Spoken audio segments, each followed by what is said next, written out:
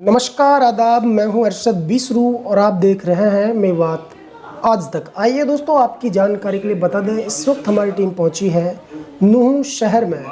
दरअसल दोस्तों, नूह शहर का ये जोगीपुर रोड है और इस वक्त जहां हमारी मौजूदगी है, एक ऐसे सीनियर और एक काबिल एडवोकेट का दफ्तर है जिनका नाम है ताहिर हुसैन, देवड़ा के नाम से मशहूर है।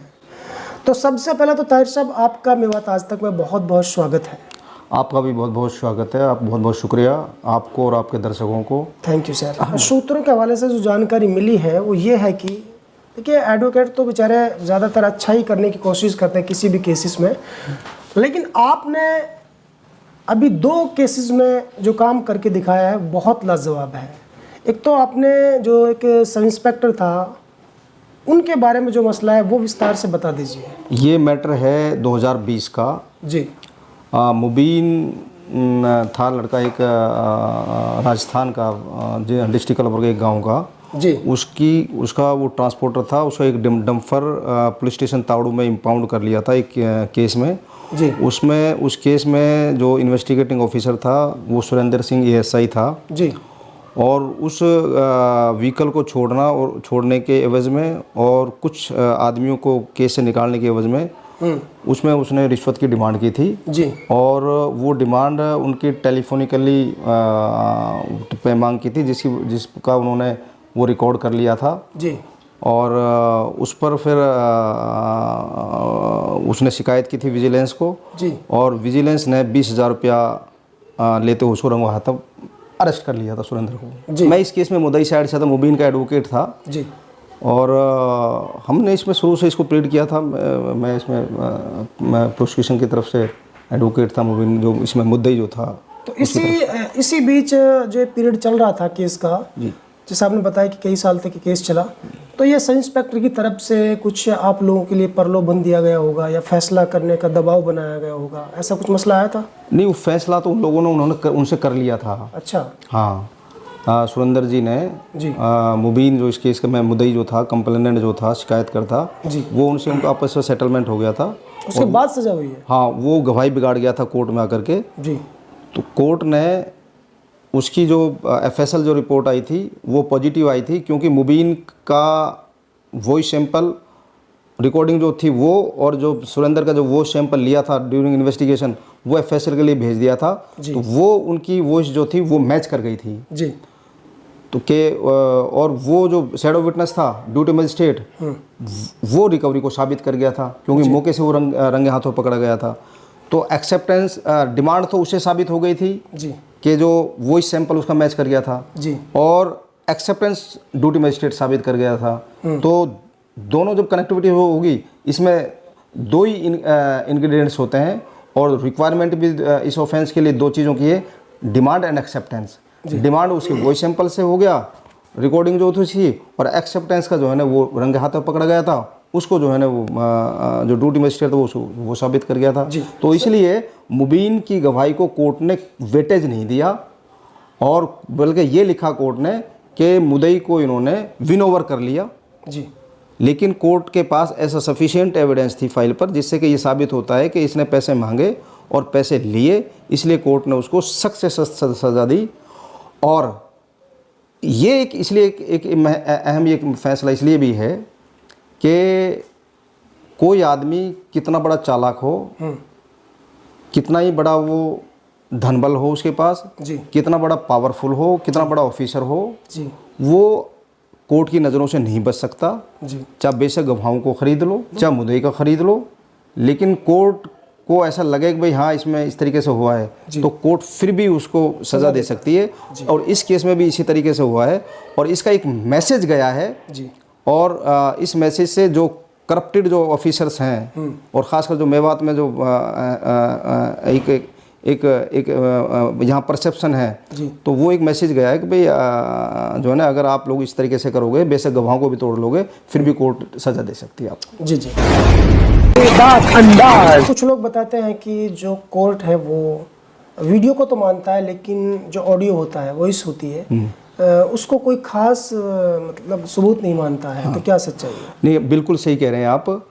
देखिए दो चीज़, अब आप या तो फोटो है या वीडियोस है जी, आपको दो तरीके से साबित करना पड़ेगा जी, कि एक तो जो आपकी वॉइस है, जी, जो आपकी रिकॉर्डिंग है, जी, वो उसको आपको ये साबित करना पड़ेगा कि भाई जो कन्वर्जेशन, जो बातचीत हुई थी, ये बातचीत उसी आदमी की है जिस आदमी के ऊपर आप एलिगेशन लगा रहे हो। जी, तो उसके लिए एक तरीका ये है कि आपका जो मोबाइल है जी, वो जाएगा डाइटेक के लिए, वो एफएसएल के लिए जाएगा, जी, वो वहाँ जो साइंटिस्ट जो होते हैं जी, वो उसको एग्जामिन करते हैं। जी, उससे पहले जो जिसकी रिकॉर्डिंग है, जिसकी वॉइस है, जी, कोर्ट से परमिशन लेकर के उसकी वॉइस ली जाती है, नई वॉइस ली जाती है, वो हाँ नई वॉइस ली जाती है।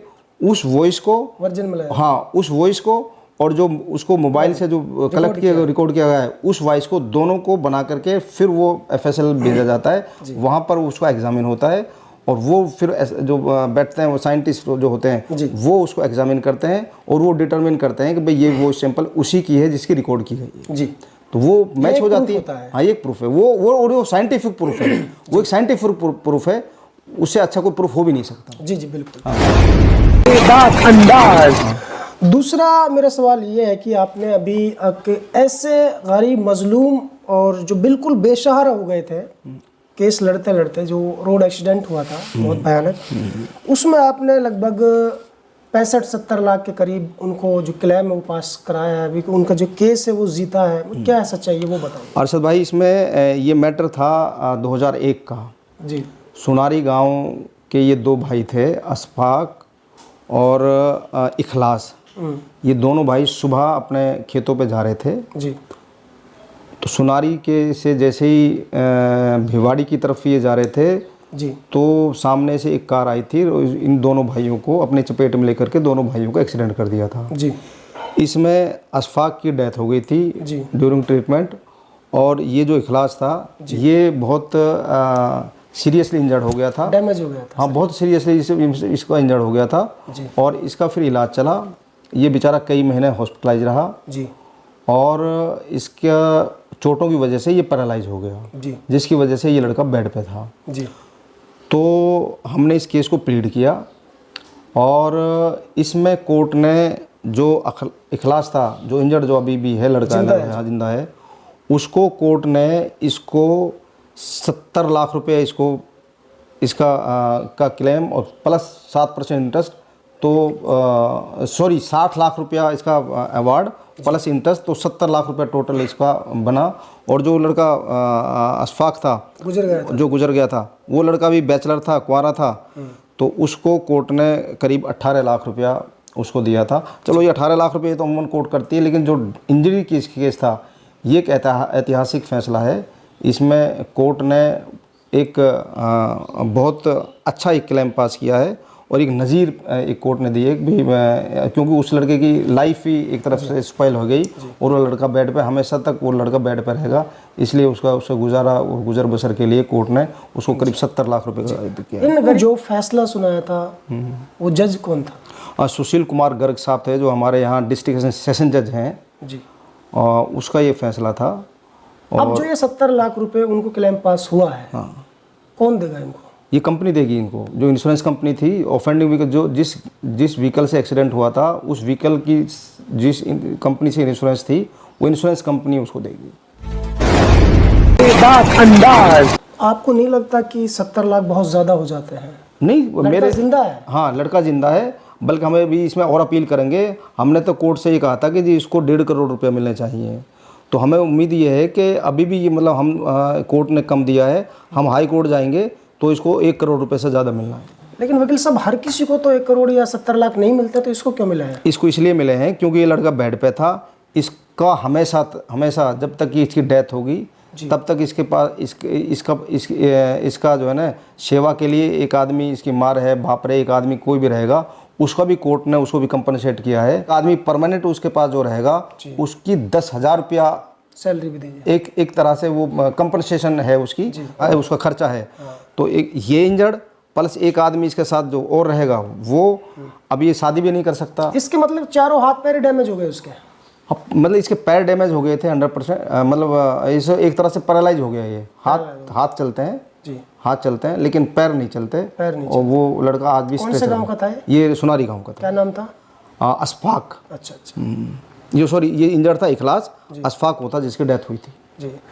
तो दोस्तों आपने देखा और सुना, ये हमारे सीनियर एडवोकेट ताहिर हुसैन देवड़ा जी हैं, जिन्होंने 2 केसेस में अभी जो ऐतिहासिक फैसला जो जज साहब ने सुनाया है वो वास्तव में ही ऐतिहासिक फैसला है और न्याय अदालत ने दिया है। और उस केस को लड़ा था हमारे ताहिर हुसैन देवड़ा जी ने।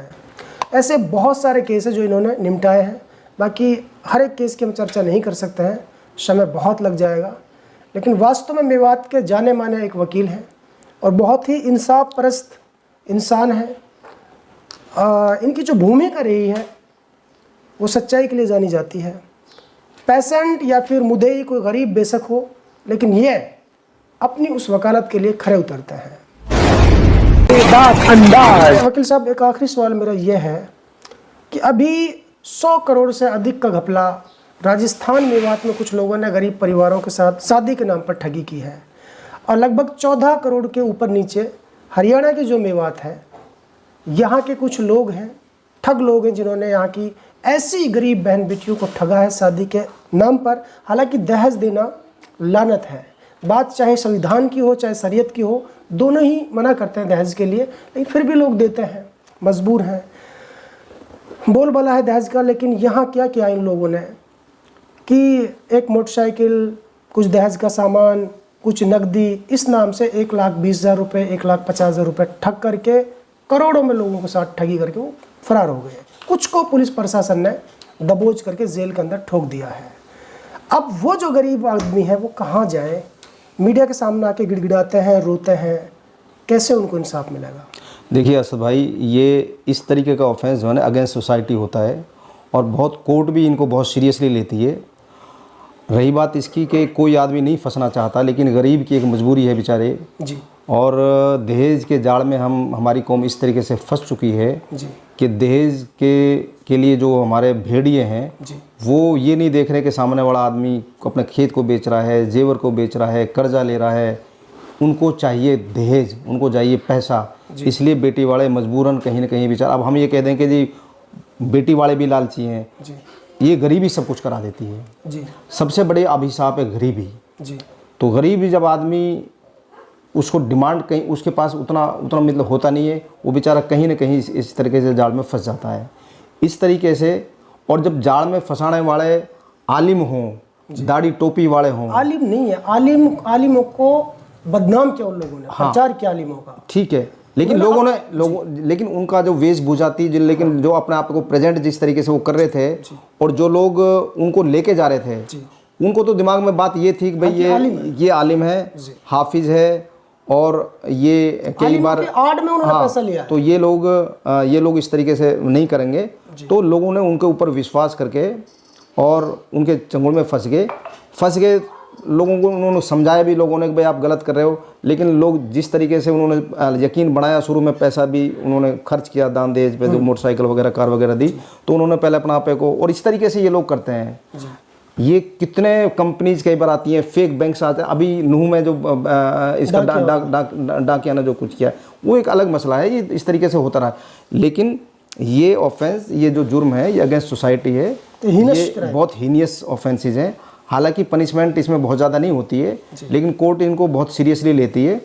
और अच्छी बात तो यह है कि एक पुलिस ने मुकदमा दर्ज करके नहीं और लोगों को जो इसमें ठगते उनको बचा लिया है। जो ठगी में आ गए हैं वो तो बेचारे फंस गए, उनका पैसा मिलना मुझे तो नहीं लगता कि वो मुमकिन नामुमकिन है, क्योंकि उसके लिए बहुत लंबी लड़ाइयाँ हैं। क्रिमिनल ऑफेंस में पुलिस रिकवरी कर नहीं पाएगी, सिविल केस रिकवरी के लिए कोई जा नहीं पाएगा। रिकवरी के लिए जाएगा तो उसका एक बहुत लंबा प्रोसेस है। आप कोर्ट फीस लगाओ, वकील की फ़ीस दो, 5 साल जूते घिसो, कोर्ट कचहरियों को चक्कर काटो, उसके बाद भी आपको ये साबित करना पड़ेगा कि भाई हमने इनको पैसा दिया। तो वो एक लंबा प्रोसेस है। इसलिए कोई भी आदमी लाख, सवा लाख, 1.5 लाख रुपए के चक्कर में उस रिकवरी सिविल रेमेडी को अवेल नहीं करेगा। क्रिमिनल ऑफेंस में अभी अंदर चले गए, इनका पिंडा कट गया, ये अपने ट्रायल फेस करेंगे 3 साल, 4 साल, 5 साल। जिस आदमी ने हज़ारों करोड़ रुपए कमा लिए हों उसके लिए 5 महीने, 7 महीने, 8 महीने, साल जेल काट भी लेंगे। ये तो उनका एक मोटिव भी यही होता है। मोटिव यही होता है इस तरीके के आदमियों का। तो वकील साहब, आप जिले के सेशन कोर्ट में बैठते हैं, लगभग 25 सालों से आप जो है अपनी अग्रिम भूमिका निभा रहे हैं। जैसे ये जो मामला हुआ था, ये महू चौपड़ा पर हुआ था, तो वो आता है थाना नगीना के अंतर्गत। लेकिन अभी जो शिकायत करते हैं वो तो हर तरफ से, राजस्थान से भी हैं, हरियाणा से भी हैं, पुनाना हतीन से भी हैं, सोना से भी हैं। वो क्या सारे के सारे नगीना पुलिस स्टेशन जाके शिकायत करेंगे या अपने नज़दीकी पुलिस स्टेशन में भी शिकायत कर सकते हैं? नहीं, वो अपने भी कर सकते हैं, वो अपना भी कर सकते हैं। वो इस तरीके से कर सकते हैं, ये लोग आते थे जी, और ये आकर के इस तरीके से कैंप लगाते थे, लोगों को मोटिवेट करते थे जी, तो वो जुडिक्शन तो वहाँ से भी शुरू हो जाएगा। जी जी। मान के मिसाल के तौर पर आप 20 रुपये से चल के मेरे पास आए हो और आप मुझे ऑफर कर रहे हो कि जी मैं आपको ये दूंगा, आप ये खरीदोगे, लोग मैं ये करूंगा, आप ये, और आप नहीं करते हो, मेरे विश्वास को ब्रीच कर देते हो, तो ऑफेंस तो यहाँ भी बन जाएगा और वहाँ भी बन जाएगा। जी जी। तो वो तो आप कहीं भी दे सकते हैं। हाँ, वो आप वहाँ भी कर सकते हैं जहाँ आपके लोकल रेजिडेंट है, जो आपका जुडिक्शन यानी इलाके में जो थाना पड़ता है वहाँ कर सकते हैं। जो आप इलाके की अदालत है उस अदालत में आप उनके खिलाफ सिविल केस रिकवरी का वो भी आप डाल सकते हैं। ठीक है। तो दोस्तों, ये था हमारे साथ में एडवोकेट ताहिर हुसैन देवड़ा। बहुत सारी बातें उन्होंने बताई, विस्तार के साथ बताई, और उनका मैसेज अब गरीब परिवारों के लिए यह है कि आगे कोई भी किसी का शिकार न बने और लालच के झांसे में आकर के किसी को पैसा जमा ना करें। अभी भी सूत्रों के हवाले से जो इनपुट मिल रहा है वो ये है कि कहीं कहीं चोरी छुपे अभी भी फाइलें जमा हो रही हैं। आपको ये भी बताना चाहता हूँ कि जो भी एजेंट बनकर के आएगा, आपके परिवार से होगा, आपका रिश्तेदार होगा, आपका जानकार होगा, वही 5 से 10 हज़ार के लालच में आपकी फाइल को वहाँ ले जा करके डुबो देगा। आपको दहेज भी नहीं मिलेगा, आपको सामान भी नहीं मिलेगा, आपको पैसा भी नहीं मिलेगा। अगर आप आज भी नहीं जागे तो फिर आप कभी नहीं जाग पाओगे। तो दोस्तों, फिलहाल इस वीडियो में इतना ही। फिर लेकर हाजिर हूँ ऐसे ताज़ा अपडेट। तब तक आप बने रहेगा सिर्फ और सिर्फ मेवात आज तक के साथ।